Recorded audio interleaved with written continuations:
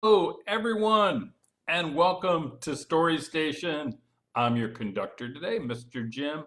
So glad you could join me for this beautiful book called Me and Dog by Gene Weingarten. It's illustrated by Eric Shansby, and it's brought to us by our good friends at Simon & Schuster Publications. I want to thank them for allowing us to read, and I want to know if you're ready to read.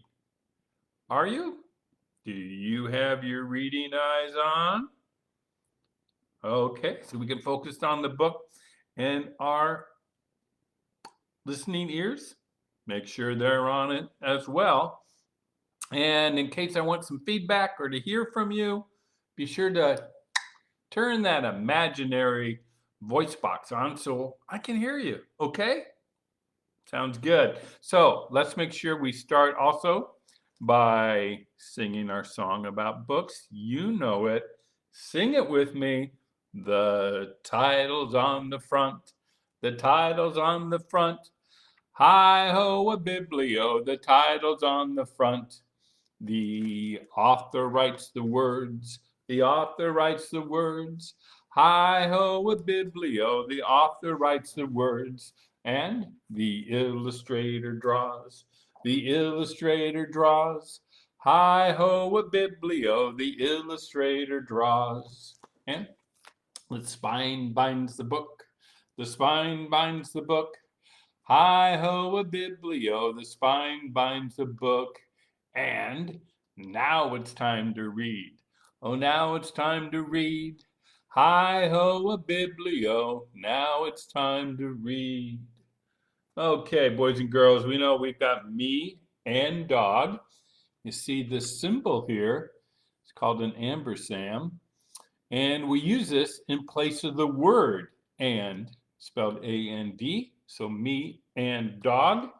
And we have the picture of a little boy with a dog. I would say it's a Dachshund, right? Which is a type of long, skinny, low to the ground dog. And I'm wondering, before we start this book, do you have a dog at home?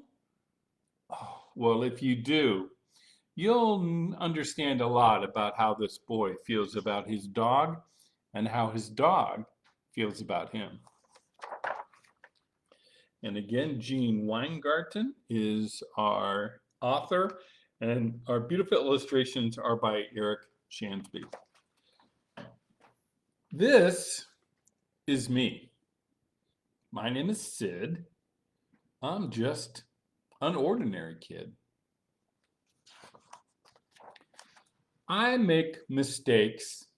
Here, our author has put stakes in mistakes with an EA and then has this fun with it. They're mostly small, except for when they're not at all. And here's this dog looking up at the mistake he made in the tree. This is Murphy. He's got those letters upside down because he's hanging upside down. He's my pet. He's the world's best dog, I bet. But just between us, me and you, Murphy's ordinary too. So this book, as we can tell already, is not only fun, but it's using rhyming words too. And like we just heard, you and two. And there's the dog, Murphy, doing what? Drinking out of the toilet. Murphy's pretty smart, but he thinks a bit too much of me. To him, I'm not a short grade schooler. I'm supreme almighty ruler, super duper boss, and king of absolutely everything. Here he has the whole universe, all the planets, to show that to Murphy, the dog, the boy is everything. So yesterday, while getting mail, I stepped on Murphy's tail. Oops. He yelped, then blinked his big brown eyes and started to apologize. Murphy thinks when things go bad, he must have somehow made me mad. Happy things get understood as his reward for being good. That's how dogs think. It isn't true. The world is large, and I'm a kid. I'm not in charge. So here he shows them at, have you ever been to an amusement park like Disneyland, where a sign says, you must be this tall to ride? And Sid, he's not tall enough. I sometimes think there is no boss, that most things happen just because. Murphy, though, does not agree. He sits around and worships me. There he is, just waiting for Sid to do something with him. He thinks that if he begs enough, I will give him lots of stuff. And all the things that the illustrator has put in this wagon, this wheelbarrow. He's got treats, he's got hamburgers, he's got toys, he's got a goldfish, he has a birthday cake, he has a jug of milk, he has a lobster, a globe, all kinds of things. And here's some of his bits of things that he'll give him lots of stuff.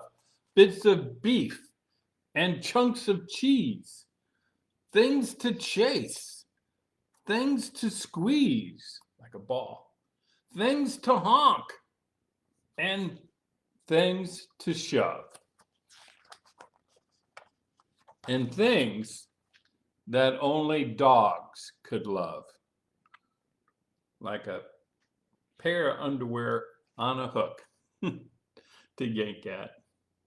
It's silly how he prays and pleads, since I give Murphy all he needs. His food bowl and his water bowl. Because he doesn't want me mad. Murphy tries to not be bad. And he isn't, I admit. Except for when he is a little bit. There he is, chasing the squirrel, and his leash is going around these people's legs.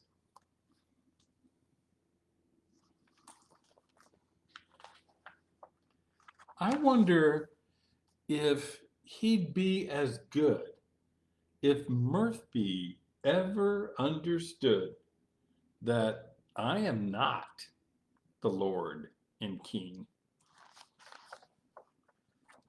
of absolutely everything.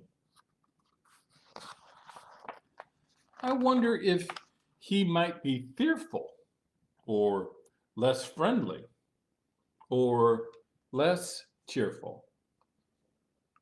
If he knew I'm not the whiz, and maybe even no one is.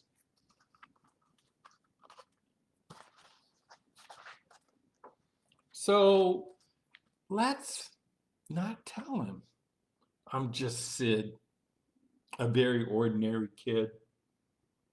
It seems to work out perfectly. Because I love him and he loves me.